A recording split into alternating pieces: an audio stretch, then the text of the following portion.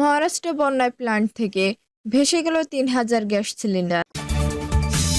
Iraq থেকে ফেরানো হচ্ছে খামেনির লাশ, দাফন কবে? ইরানের ৯০টি লক্ষ্যবস্তুতে হামলার দাবি যুক্তরাষ্ট্রের। কুয়েত ও বায়নারে হামলা চালালো ইরান। ইরানে মার্কিন বিমান হামলায় দাঁত ভাঙ্গা জবাব দেওয়ার হুঁশিয়ারি তেহরানের। দর্শক, এতক্ষণ শুনছিলেন সংবাদ শিরোনাম, এখন জানিয়ে দেব বিস্তারিত সংবাদ। তার আগে অনুরোধ থাকবে, এই ভিডিওটি দেখতে দেখতে সাবস্ক্রাইব করে রাখুন এবং লাইক দিন ও কমেন্ট করে জানিয়ে দিন বাংলাদেশের কোন জেলা থেকে এই সংবাদ শুনছেন এবং দেখছেন। মহারাষ্ট্রে বন্যায় প্ল্যান্ট থেকে ভেসে গেল ৩,০০০ গ্যাস সিলিন্ডার। ভারতের মহারাষ্ট্র রাজ্যে রায়গড় জেলায় টানা ভারী বৃষ্টির মধ্যে বন্যার পানিতে একটি এলপিজি বটলিং প্ল্যান্ট থেকে প্রায় ৩,০০০ গ্যাস সিলিন্ডার ভেসে যাওয়ার ঘটনা ঘটেছে। সামাজিক মাধ্যমে ছড়িয়ে পড়া ভিডিওতে পাতালগঙ্গা নদীতে হাজারো সিলিন্ডার ভেসে যেতে দেখা যায়। কর্তৃপক্ষ জানিয়েছে, HPL Hindustan petroleum corporation limited এর পাতালগঙ্গা এলপিজি বটলিং প্ল্যান্টে প্রবল বর্ষণের কারণে সুরক্ষার দেওয়াল ভেঙে পড়ে। এতে বন্যার পানি সরাসরি প্ল্যান্টে ঢুকে পড়ে এবং সেখান থেকে প্রায় ৩,০০০ গ্যাস সিলিন্ডার পানির স্রোতে ভেসে পাতালগঙ্গা নদী ও খারপাদা খড়িতে চলে যায়। ঘটনার পর নদীর ওপর একটি সেতু থেকে বহু মানুষ ভেসে যাওয়া গ্যাস সিলিন্ডারের ভিডিও ধারণ করেন। প্রশাসনের আশঙ্কায় নদীতে ভেসে যাওয়া কিছু সিলিন্ডার এখনও গ্যাস থাকতে পারে, যা জননিরাপদের জন্য ঝুঁকিপূর্ণ।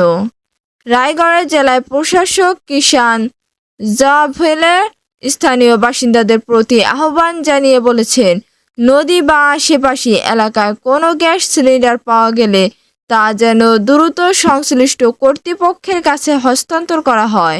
এজন্য এইচপিএল এর কার্যালয় নিকটস্থ এইচপিসিএল ডিলার খালাপুর তহসিল অফিস, সংশ্লিষ্ট তহসিল অফিস অথবা উপবিভাগীয় কর্মকর্তার কার্যালয়ে সিলিন্ডার জমা দেওয়ার ব্যবস্থা রাখা হয়েছে।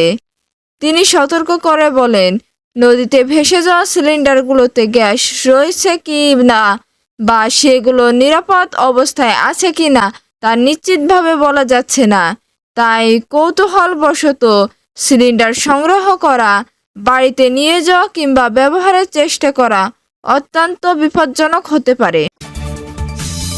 ইরাক থেকে ফেরানো হচ্ছে খামেনির লাশ, দাফন কবে? ইরানের সর্বোচ্চ নেতা আয়াতুল্লাহ আলী খামেনির কফিন ইরাকের নাজাফ থেকে ইরানের মাশহাদে নেওয়া হচ্ছে। বুধবার নাজাফ এবং পবিত্র নগরী কারবালায় খামেনির জানাজা লাখো ইরাকির অংশ নেন। দেশটির সংবাদ সংস্থা মেহর নিউজ এজেন্সির বরাতে আল জাজিরা জানিয়েছে, বৃহস্পতিবার ৯ জুলাই মাশহাদে খামেনির দাফন করা হবে। খামেনির মৃত্যুর পর গত ৬ দিন ধরে ইরান ও ইরাক জুড়ে শোকানুষ্ঠানের ও শেষ শ্রদ্ধা নিবেদনের কর্মসূচি চলেছে।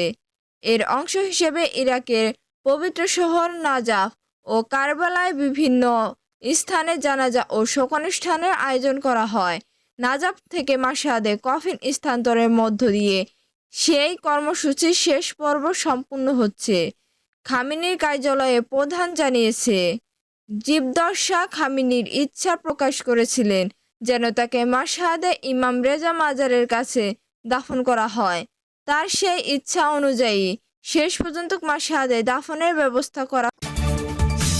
ইরানের ৯০টি লক্ষ্যবস্তুতে হামলার দাবি যুক্তরাষ্ট্রের। ইরানের নতুন দফায় প্রায় ৯০টি সামরিক লক্ষ্যবস্তুতে হামলা চালানোর দাবি করেছে যুক্তরাষ্ট্র। মার্কিন সেন্ট্রাল কমান্ড বলেছে, হরমুজ প্রণালীতে বাণিজ্যিক জাহাজ ও বেসামরিক নাবিকদের ওপর সম্ভাব্য হামলার সক্ষমতা দুর্বল করতেই এই অভিযান পরিচালনা করা হয়েছে। বুধবার ৮ জুলাই এক বিবৃতিতে সেন্ট্রাল কমান্ড জানায়, যুক্তরাষ্ট্রের বাহিনী ইরানের বিমান প্রতিরক্ষার ব্যবস্থা, উপকূলীয় নজরদারি স্থাপনা, ক্ষেপণাস্ত্র ও ড্রোনের গুদাম, নৌসামরিক সক্ষমতা এবং উপকূল জুড়ে সামরিক রসদ অবকাঠামো সহ লক্ষ্যবস্তুতে এই হামলা চালানো হয়। সেন্ট্রাল কমান্ড আরও জানায়, আগের রাতে ইরানে পরিচালিত সফল হামলায় ধারাবাহিকতাতে এই নতুন অভিযান চালানো হয়েছে। এর একদিন আগে যুক্তরাষ্ট্রের বাহিনী দাবি করেছিল তারা ইরানের ৮০টির বেশি লক্ষ্যবস্তুতে হামলা চালিয়েছে। এ ঘটনায় এখন পর্যন্ত ইরান প্রতিবেশী দেশগুলোকে সতর্ক করে রেখেছে। একই সঙ্গে মার্কিন এই হামলার নিন্দা। কুয়েত ও বায়নারে হামলা চালালো ইরান। কুয়েত ও বায়নারে অবস্থিত মার্কিন সামরিক ঘাঁটির গুরুত্বপূর্ণ অবকাঠামো ও স্থাপনায় হামলা চালিয়েছে ইরান। দেশটির Islamic revolutionary guard corps IRGC দাবি করেছে। খবর আল জাজিরা রাষ্ট্রীয় সম্প্রচার মাধ্যম আইআরআইবিতে প্রচারিত এক বিবৃতিতে আইআরজিসি জানায়, যুক্তরাষ্ট্রের সাম্প্রতিক হামলার জবাবে শাস্তিমূলক প্রতিক্রিয়া প্রথম ধাপে তাদের নৌ ও মহাকাশ বাহিনী যৌথভাবে ক্ষেপণাস্ত্র ও ড্রোন হামলা চালিয়েছে। আইআরজিসির দাবি অনুযায়ী হামলার লক্ষ্য ছিল কুয়েতে ক্যাম্প আরিফজান ও আলী আল সালেম ঘাঁটি, সেই সঙ্গে বায়নারে, জুফায়ে ও শেখ ইসা সামরিক ঘাঁটিতে হামলার দাবি করেছে তারা। এদিকে যুক্তরাষ্ট্রের প্রেসিডেন্ট ডোনাল্ড ট্রাম্পের হুমকির পরই মার্কিন বাহিনীর হামলায় ইরানের ৮ সেনা নিহত হয়েছেন। দক্ষিণ ইরানে যুক্তরাষ্ট্রের হামলার পর এই হতাহতের ঘটনা ঘটে। বুধবার ৮ই জুলাই ভোরে এই হামলার ঘটনা ঘটে বলে নিশ্চিত করেছে দেশটির রাষ্ট্রীয় বার্তা সংস্থা ইরান। প্রতিবেদনে বলা হয়েছে, বন্দর আব্বাস ও বুশেহরে যুক্তরাষ্ট্রের হামলায় নিহতরা ছিলেন ইরানের বিমান ও নৌবাহিনীর সদস্য। ইরানে মার্কিন বিমান হামলায় দাঁতভাঙ্গা জবাব দেওয়ার হুঁশিয়ারি তেহরানের। কৌশলগতভাবে গুরুত্বপূর্ণ হরমুজ প্রণালীতে বাণিজ্যিক জাহাজের নিরাপত্তা নিশ্চিত করার লক্ষ্যে ইরানের দ্বিতীয় রাতের মতো বড় ধরনের বিমান হামলা শুরু করেছে মার্কিন সামরিক বাহিনী। যুক্তরাষ্ট্রের প্রেসিডেন্ট ডোনাল্ড ট্রাম্পের সরাসরি নির্দেশে মার্কিন সেন্ট্রাল কমান্ড এই অতিরিক্ত সামরিক অভিযান পরিচালনা করেছে। সেন্ট্রাল কমান্ড জানিয়েছে, হরমুজ প্রণালীতে আন্তর্জাতিক নৌ চলাচলের স্বাধীনতাকে হুমকির মুখে ফেলার জন্য ইরানের যে সামরিক সক্ষমতা রয়েছে তা গুঁড়িয়ে দিতে এই হামলা চালানো হচ্ছে। প্রেসিডেন্ট ডোনাল্ড ট্রাম্প সামাজিক যোগাযোগ মাধ্যমে এই অভিযানে সত্যতা নিশ্চিত করে বলেছে, আগের দিন ইরানের পক্ষ থেকে বাণিজ্যিক জাহাজে যে বোমা হামলা চালানো হয়েছিল এটি তারই পাল্টা জবাব। ট্রাম্প সতর্ক করে দিয়ে বলেন, ইরান যদি আবারও জাহাজে হামলা চালায় তবে মার্কিন সামরিক বাহিনীর পক্ষ থেকে পরিস্থিতি আরও ভয়াবহ করে তোলা হবে। মার্কিন vice president JD Vance Washington এক সংবাদ ব্রিফিংয়ে ইরানকে কঠোর হুঁশিয়ারি দিয়ে বলেছেন, ইরান যদি হরমুজ প্রণালী বন্ধ করার কোনো চেষ্টা করে তবে মার্কিন সামরিক বাহিনী তার কঠোর সামরিক জবাব দেবে।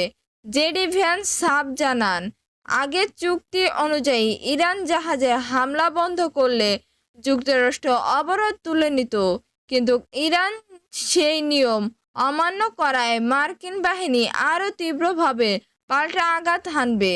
এদিকে মার্কিন হামলার পর ইরানের পক্ষ থেকে অত্যন্ত তীব্র প্রতিক্রিয়া জানানো হয়েছে।